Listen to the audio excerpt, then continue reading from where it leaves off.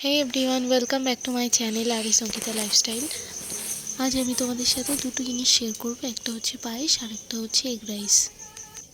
তো আমি যেভাবে পায়েস বানাই সেটা তোমাদেরকে বলি। প্রথমে আমি গোবিন্দভোগ চাল আর ঘি দুটো একসাথে মিশিয়ে রেখেছি। এই হচ্ছে গোবিন্দভোগ চাল, এই হচ্ছে নর্মাল ঘি যেগুলো দোকানে কিনতে পাওয়া যায়। বেশি হাইফাই জিনিস দিয়ে আমি বানাই না, আমি যেটাই করি সিম্পলভাবেই করি আর একদম কম সময়ের মধ্যে করা যায় সেরকমভাবে করি। তো এখানে আমি দুধের ভেতর তেজপাতা আর এলাচ দিয়ে দিয়েছি। তো দুধটা যখন ফুটে উঠবে তারপর ওর ভেতর চালটা দিয়ে দেব।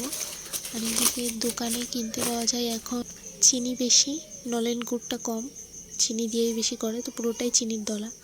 তবে স্মেলটা গুড় ছিল ভালো বেশ, সেই জন্য এনেছিলাম। এখন শীতকাল আর গুড়ের পায়েসটা সবাই পছন্দ করে, সেই জন্য আমি ভাবলাম একটু বানিয়ে ফেলি আমার স্টাইলে। তো দুধটা এখন ফুটে উঠবে, প্রায় ফুটে উঠলে তারপর চালগুলো দিয়ে দিচ্ছি, দিয়ে তোমাদেরকে দেখাচ্ছি। আর ওখানে আমি মিল্ক পাউডার দেবো। চালগুলো দেওয়ার পরে আমার মনে পড়েছে তখন আমি ওর ভেতরে মিল্ক পাউডারটা দিয়েছি আমুলের। তো দিয়ে তারপর একটু গুলে নিয়েছি, টেস্টটা ভালো হয়। তারপর যখন চালগুলো অনেকটা ফুটে উঠবে প্রায় হওয়ার কাছাকাছি তখন আমি এই গুড়টা দিয়ে দেবো। এদিকে চালটা ফুটতে থাকুক, আমি এদিকে গরম জল বসিয়ে দিয়েছি। এটা হচ্ছে এগ রাইসের জন্য। তো গরম জলটা বসানো থাক। আর এই সাইডে দেখো চাল, সরু চাল দেখতে পাচ্ছ। সরু চালটার জলটা যখন ফুটবে তখন ওর ভিতরে একটু সাদা তেল দিয়ে দেবো, দিয়ে তারপর চালগুলো দেবো যাতে চালটা লেগে না যায়। পায়েসটা ফুটছে, পায়েসটা হয়ে গেছে, এবার নামিয়ে ফেলবো। এটা আরেকটু টাইট হয়ে আসলে নামিয়ে ফেলবো। আর এদিকে জলও ফুটে গেছে, এর ভিতরে আমি একটু রেপসি তেল দিয়ে দিয়েছি, সাদা তেল। এবার আমি চালগুলো দিয়ে দেব। এই যে চালগুলো দিয়ে দিয়েছি, বারবার নাড়তে হবে, না হলে এটা একটু লেগে যাবে প্রথম দিকে। তো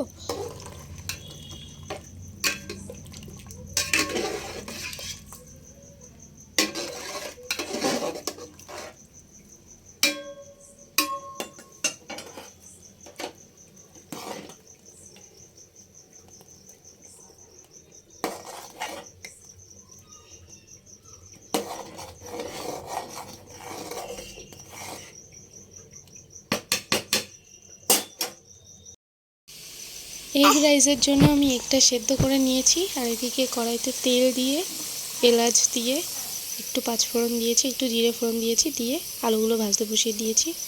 আর এদিকে আমি মশলা করে নিয়েছি, মাংসর মশলা যেরকম হয় আদা জিরে পেঁয়াজ রসুন সেইভাবেই, শুধু এখানে আমি পেঁয়াজটাও একসাথে মিক্স করেছি। আর ওদিকে আমি ধনেপাতা কুচি আর টমেটো কুচি রেখেছি। আর এই 3টে ডিম আমি সেদ্ধ বাচ্চাদের জন্য আলাদা তুলে রেখেছি। ভাতটাও নামিয়ে ফেলেছি। তারপর ডিমটাও ভেজে নিতে হবে। আর আমি তো আগেই বলেছি এই 3টে ডিম আমি আলাদা রেখেছি বাচ্চাদের জন্য। আর এই যে আলুও ভেজে তুলে রেখেছি। ডিমগুলো ভাজা হয়ে গেলে ওই তেলে আমি মশলাটা দিয়ে দেব। এই যে মশলাটা,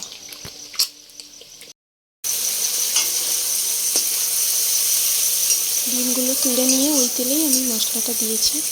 দিয়ে তারপর এটাতে একটু হালকা জল দিয়ে মশলাটা পুরোটা আবার দিয়ে দেবো। দিয়ে তারপর ওটার ভেতর আস্তে আস্তে লবণ, হলুদ, ধনেপাতা কুচি, টমেটো কুচি এগুলো সব দিয়ে দেবো। দিয়ে তারপর আলুগুলো দিয়ে দেবো। আমি একটু জিরে গুঁড়োও দিয়েছি, জিরে গুঁড়োটা আমার ভালো লাগে।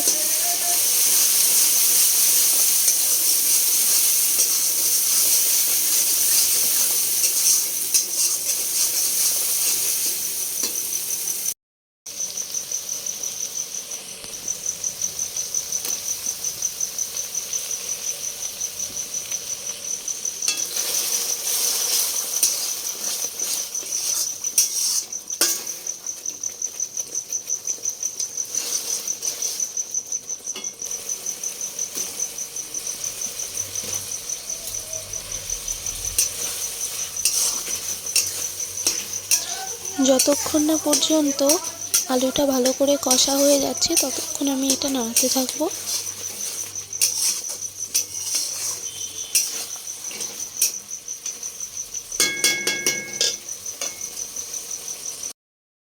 আলুগুলো এতটা কষানো হয়ে গেলে তারপর এর ভিতর ডিমগুলো একটু দিয়ে দেবো, দিয়ে হালকা একটু নাড়াচাড়া করে নেব।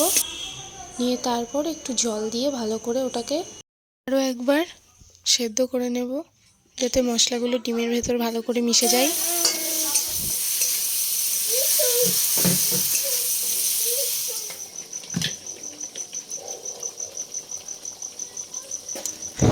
এই যে জল দিয়ে দিয়েছি, তারপর ঠিক আগে যেরকম আমি কষিয়ে নিয়েছিলাম আলুটা, ঠিক সেরকমই আবার ডিমগুলো আলুগুলো একসাথে কষিয়ে নেব। সেইভাবে নেওয়ার পর তারপর ওর সাথে রাইসটা মিশিয়ে নেব।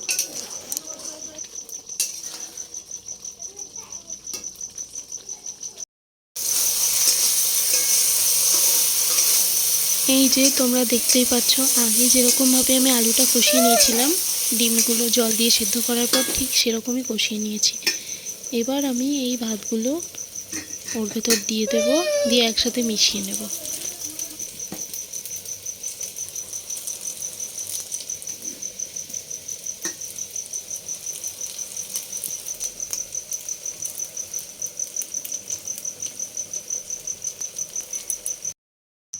যেহেতু ক্যামেরাটা আমি নিজেই করি, এক হাত দিয়ে আমাকে ক্যামেরাটা ধরতে হয়েছিল, সেই জন্য আমি মেশানোটা তোমাদের দেখাতে পারিনি। আমি মিশিয়ে নিয়েছি। এবার আমি ওর ভেতরে একটু ঘি দিয়ে দিয়েছি, একটু চিনি দিয়েছি আর একটু লবণ দিয়ে দিয়েছি, দিয়ে মিশিয়ে নিয়েছি। ব্যাস, আমার এগ রাইস রেডি।